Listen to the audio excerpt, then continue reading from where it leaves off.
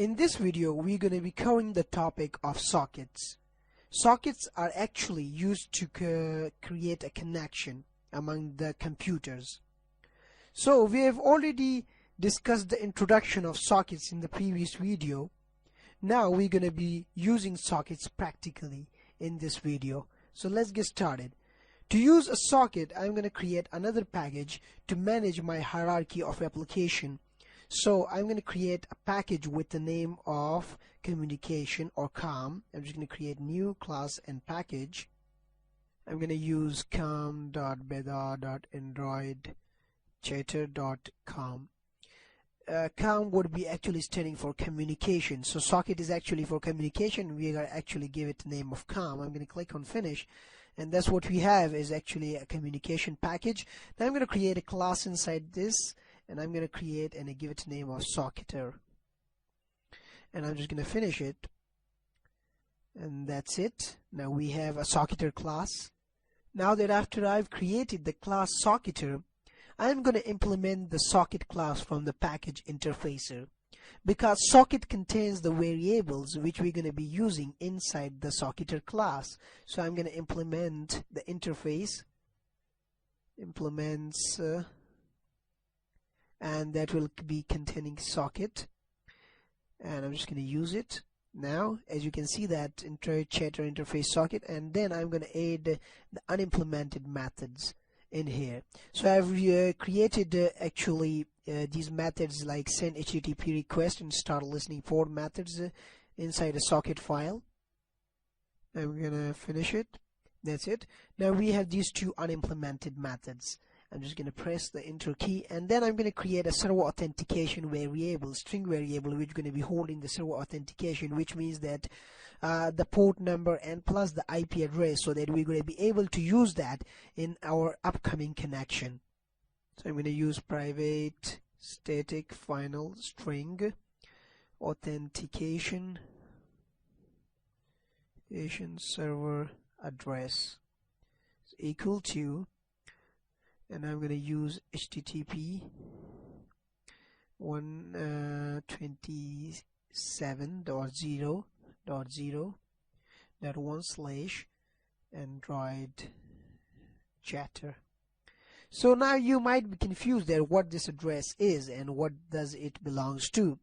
If you are familiar with the web technologies and web servers, then you will definitely get the point that what I mean to say is that it is actually pointing out to the web server address where I have placed the Android chatter folder, and inside the Android chatter folder I have created a database and plus a little bit of PHP coding. We're going to be also discussing that part but in later videos. So for a demo purpose I have just placed this kind of URL in here, and then after we have complete the PHP code, then you will begin to understand that why I place this code in here. This code is actually used to make a connection with the web server address, and with that web connection we're going to be able to connect to different users. So I'm going to press colon and press enter. Now I've written some variables in here, and let me discuss it one by one. This is actually pointing out to the listening port. For example, it is actually the web server port 127.0.01 port, which we are going to be working out that. So that is actually a listening port. By default I've just placed it 0, and then we're going to change it. And now the next thing is that we have HTTP request failed.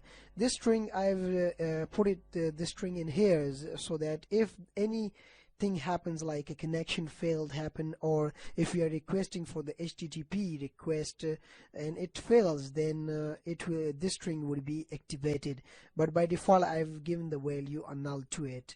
And the next thing I've used is actually a map, a hash map.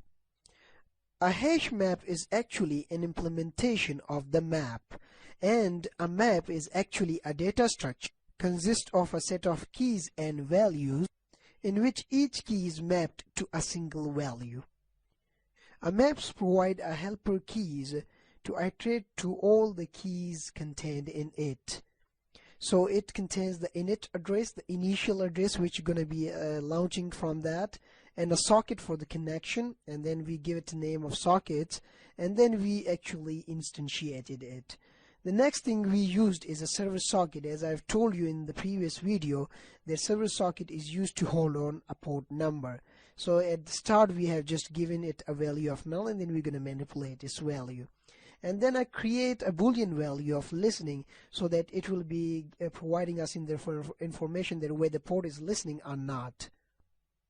Now added another method that is actually a receive connection method, and it is actually a thread method, or a thread class you can call it. It is actually extending a thread, and it is actually a class, not a method. So what does it really do is, now I've added another class that is actually a receive connection class, and it is actually extending a thread. So it is actually a thread class. Inside that class I have created a socket reference with a client socket. The client socket means the connection of another client which would be going to communicate with the server, and I also initially place this value to null. And then I created actually a constructor of that receive connection class, and then provided the required parameters to it, like this.client.socket.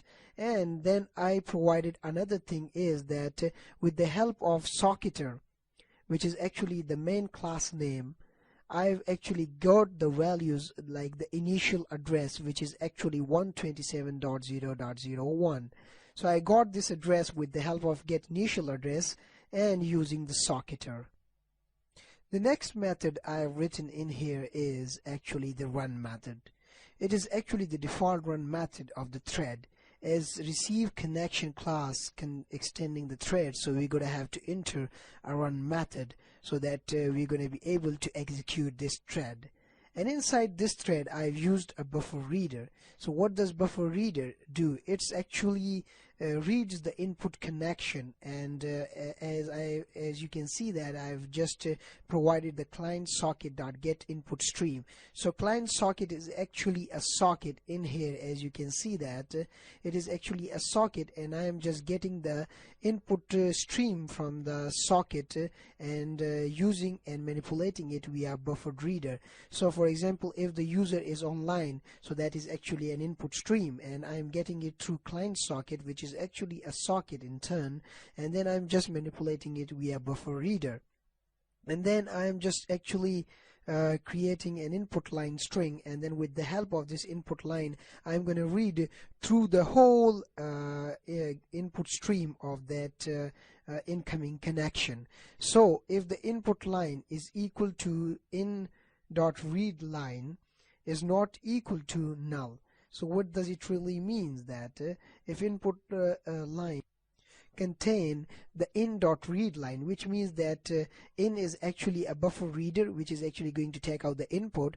So the input, which means that if the buffer reader is reading the line, each and every line, and then storing it inside the input line, is not equal to null.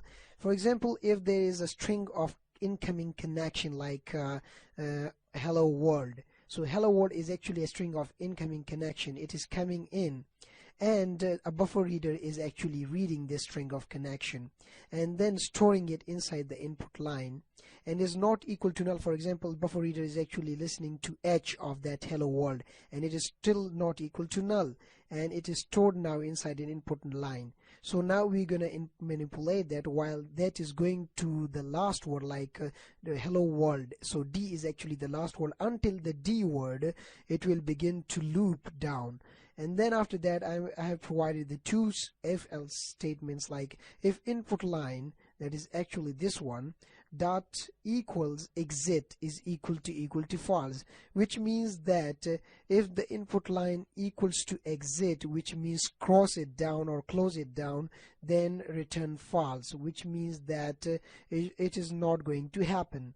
And if it is not equal to exit, then what you're going to have to do is you're going to have to shut down the socket connection, because the thing is that when the input connection closes down the hello world and it's completely read out the hello world, then you don't need to have a connection within that case, so that you're going to have to provide shut down the input plus shut down the output, and then you're going to have to close the client socket, because you're going to not leave it for a write and read operation. And then after that, what you're gonna have to do is, with the help of this line, you would actually remove the socket. And what is socket? I've already discussed it, and the socketer would be actually defining this class. So with the help of this socketer and as well as this context sockets, you would remove the client socket with the help of its initial address. That is actually the address I'm talking about, this one. So this would be actually an initial address. I'm just going to get back. And here I provided actually a logger, so that if any problem or exception occurs, then it's going to be telling us that what is actually that specific kind of exception. So I provided that receive connection.run when receiving connection. So if any problem appearing while we are connecting and doing socket kind of stuff, then it will be saying that yes, it is actually receiving the connection.